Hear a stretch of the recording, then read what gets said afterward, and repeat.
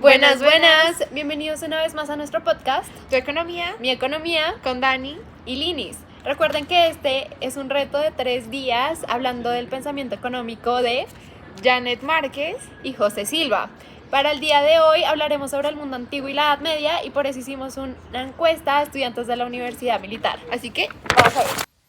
Hola, ¿cómo estás? Venimos del podcast Tu economía, mi economía y les estamos preguntando a los chicos de la universidad qué opinan sobre el mundo antiguo en la economía. Pues del mundo antiguo se me vienen los griegos y cómo estos ayudaron a poner las bases de lo que sería la economía actual. Ok, listo, muchas gracias. Vamos a seguir con otro chico. Hola, ¿cómo vas? Hola, mucho gusto. Vengo del podcast Tu economía, mi economía y quería preguntarte si tenías conocimiento sobre los autores de la Edad Antigua. La verdad, muy pocos. De pronto me acuerdo a Aristóteles o Platón. Dale, muchas gracias. Recopilando la información de nuestros entrevistados nos dimos cuenta que realmente saben muy poco sobre lo que representó la Edad Antigua. La Edad Antigua abarca desde los pueblos de Asia Menor y el norte de África. El Estado tenía control sobre estos en cuanto a la minería y la agricultura. También se dio el comercio entre pueblos vecinos, la mano de obra artesanal y contratación de personal para realizar distintas actividades. Posteriormente, por la época de Augusto, como hacía falta mano de obra, se reguló el matrimonio, volviéndose obligatorio y aumentando el crecimiento poblacional. Se fortaleció el sistema señorial en el siglo número 9 con Alfredo el Grande, el cual decretó que cada hombre debe tener un señor. En el siglo X se predominó o fortaleció la servidumbre. Luego el cristianismo toma fuerza y se convierte en la religión predominante y gracias a que los árabes conservaron los aportes de los griegos, aún se tienen algunos como los siguientes. El primero y uno de los más importantes es Jenofonte, que planteó un tratado sobre la administración del patrimonio. También la labor a cargo de las mujeres, un gran liderazgo y una habilidad de las personas que permita el intercambio justo y voluntario. Por su parte, Platón analiza la estructura política y económica del Estado. Para él, el ser humano es la variable fundamental y dice que el interés individual rompe la estabilidad, de tal forma que para él el comercio es una actividad improductiva. El siguiente autor es Aristóteles, el cual determinó la economía como crematística. El fin de la producción es el consumo más no el comercio. También habló de la propiedad privada y a quién se iba a establecer. Era para todas las personas excepto para la clase de los esclavos. Tenía dos tipos de justicia, la justicia distributiva y la justicia correctiva. También dos tipos de naturaleza, de gobierno y de consumo. El objetivo del hombre es la libertad y también que el hombre es un animal social. La escuela escolástica, formada por un grupo de profesores dominicanos, estableció un puente entre el mundo antiguo y moderno, abriendo camino al mercantilismo. Tuvo sus fuentes de ideas con Aristóteles, el derecho romano, la patrística, la Biblia y el mercado canónico. Este buscaba determinar el precio justo y conciliar la doctrina entre la iglesia con la propiedad privada y el mercado. Finalmente, al inicio de este pensamiento se consideraba que no tenía la importancia que merecía. Ahora vamos a comenzar con los autores de la escuela escolástica. El primer autor es Alberto Magno, el cual investigó la botánica y la química. Descubrió el arsénico en 1250 y también condenaba el monopolio, estaba totalmente en contra de él. Para él existía un orden natural y un orden económico. Luego tenemos a Santo Tomás de Aquino, quien fue un profesor de la Universidad de París y consejero del Papa IV, quien tuvo una confrontación con los filósofos averroístas sobre la revelación y la filosofía. Este introduce la necesidad de indigencia y habla del costo de oportunidad cuando alguien hace un sacrificio muy grande. El siguiente autor es Enrique de Frimería, que se enfocó en el tema de la necesidad en forma agregada. El siguiente es Jean Buridan, enfocado en el concepto de demanda efectiva. Luego tenemos a Nicolás de Oresme, el pensador más original del siglo y fundador de las ciencias modernas, quien le reconoce un valor al dinero real. Y por último, Antonio de Florencia y Bernardino de Florencia, que sintetizaron este pensamiento escolástico. Se tiene a la Escuela de Salamanca, que fue un grupo de españoles juristas, quienes se motivaron por la inflación generada de los metales preciosos traídos desde las colonias de América. Buenas, bienvenidos al día 2 de nuestro reto de Hablando de Pensamiento Económico, aquí en Tu Economía, Mi Economía. Y el día de hoy vamos a estar hablando sobre la economía preclásica, así que vamos a verlo. Se considera que la Edad Media, aunque no existe una fecha límite para describirla, comprende desde el periodo del siglo V con la desintegración del Imperio Romano hasta el siglo XV con el surgimiento del Renacimiento. Este se caracterizaba por tener una política económica feudal y un sistema económico señorial. Era una sociedad autárquica con escasez de conocimiento científico, sin embargo, esto se dio fin cuando se abrió el comercio por parte de Asia. Por su parte, la apertura comercial de la Gran China le permite a Europa acceder a conocimientos científicos, facilitándole su desarrollo. Más adelante, entre los años 1500 y 1650, se da un nuevo impulso gracias al flujo de oro y plata que se da por la conquista de América. Esto hace que la demanda externa impulse el mercado interno, dándose la división del trabajo, el cambio técnico y el crecimiento de la demanda. El mercado se integra debido a la regulación del Estado. El mercado interno crece de manera exponencial y el mercado externo se regula. Debido a esto nacieron nuevos estados europeos como el despotismo ilustrado, y uno de los más representantes de este es Luis XIV, conocido como el Rey del Sol. El mercantilismo fue el conjunto de ideas que dominaron durante la época en que se construyeron los mercados europeos. Surgió un cambio en el pensamiento y un cambio en la sociedad. Su política de comercio estaba enfocada en generar excedentes de exportaciones acumulados en metales y piedras preciosas, por lo que para estos pensadores la oferta de dinero era esencial en el crecimiento económico. Los autores más principales y que brindaron la mayor parte de ideas a este sistema económico fueron Monguetois y Richard Cantillon. Además, también se caracterizó por los principios que propuso Philips Wilhelm, en el que decía que los bienes acabados tenían mayor valor que la materia prima. Él fomentaba una población trabajadora y decía que se debía prohibir la exportación de oro y plata, además de limitar la importación de materias primas, puesto que esto generaba escasez. Ahora vamos a hablar sobre los autores más importantes del mercantilismo. El primero es John Baptiste Colbert, el creador de la contabilidad moderna, la que se conoce hoy en día. Recurrió a la intervención gubernamental para proteger a la industria francesa, estaba totalmente en contra de la corrupción, fomentó la manufactura y la producción. Él fue muy importante ya que se creó el modelo de pensamiento por su apellido, el colbertismo. A continuación tenemos a Thomas Nunn, que se caracterizaba por sus ideas clásicas y afirmaba que el crecimiento de la riqueza nacional se podía dar mediante el comercio y mediante un superávit en la balanza comercial. Por esto fomentó la industria nacional, sin embargo, con el tiempo se dio cuenta que ese superávit podía inducirlo a la inflación. Seguimos con William Petty, uno de los primeros en trabajar la medición de variables económicas. También uno de sus mayores aportes fue la teoría del dinero y el valor que éste tenía. Decía que el valor del dinero estaba ligado a la oferta y a la demanda.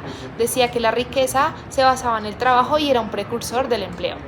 Por otro lado, tenemos a Bernard Mandeville, quien a través de su fábula de Las abejas o vicios honrados, publicada en 1705, afirmaba que el egoísmo podía producir beneficios para todos a través de la cooperación inconsciente.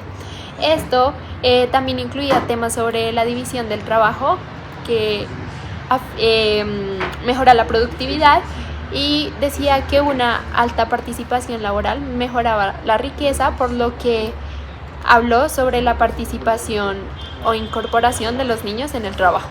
El siguiente autor es Richard Cantillon, el cual establece los principios básicos del razonamiento. Decía que la base de la riqueza era la tierra y esta misma le daba el salario a los trabajadores. Sin embargo, para tener esto en cuenta, era necesario saber las habilidades, el tiempo, el esfuerzo, el riesgo y responsabilidad de este trabajador.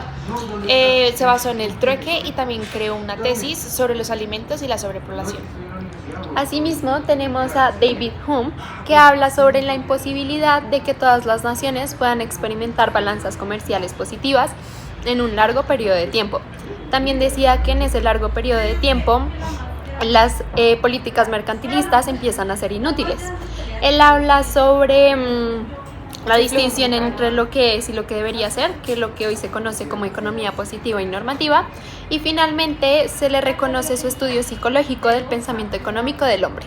Buenas, bienvenidos a este último día de nuestro reto hablando sobre el pensamiento económico. El día de hoy, aquí con Tu Economía, Mi economía. vamos a hablar sobre la economía clásica. Así que estén pendientes. La economía clásica fue una escuela inglesa que no tenía un periodo establecido. Se le estableció su periodo con la publicación del libro La riqueza de las naciones de Adam Smith y los principios de Mill desde 1776 a 1848. Ya se tomaba la economía como una ciencia y también se decían que las ideas eran poco originales. Se trataban de sistematizar las ideas que ya habían y reformular también las matemáticas. Eran promotores de la economía abierta. Por otra parte, la revolución industrial fue un proceso que le permitió a Inglaterra en el siglo XVIII pasar de ser una economía agrícola a una industrial con producción manufacturera de bienes. Esta surge con la unificación de la gran parte de Asia por este personaje conocido como Gengis Khan en el siglo XIII y su decisión por promover el comercio con Occidente. Esto le dio la oportunidad a Europa de asimilar avances en diversas ciencias, por lo que la manufactura, las nuevas costumbres, el aumento de la demanda y la división del trabajo pasaron a ser parte de la nueva economía. Se pasó del taller a la fábrica y los dueños de las fábricas ahora eran empresarios. Los artesanos fueron reemplazados también por máquinas y también por obreros asalariados a cargo de una parte del proceso en el proceso productivo. Los ingresos promovieron una libre competencia y Smith, que fue uno de los principales autores, trató de defender la visión internacional del trabajo. Los autores de la economía clásica se caracterizaron por plantear la desregulación del comercio internacional, ya que la división internacional favorecería a todas las personas. Las características de la economía clásica son la propiedad privada, la competencia perfecta, el equilibrio de pleno empleo, la curva de oferta de manera vertical y las variaciones de demanda e impuestos generan variaciones en los precios. Y ya que el Estado no debe intervenir de ninguna forma.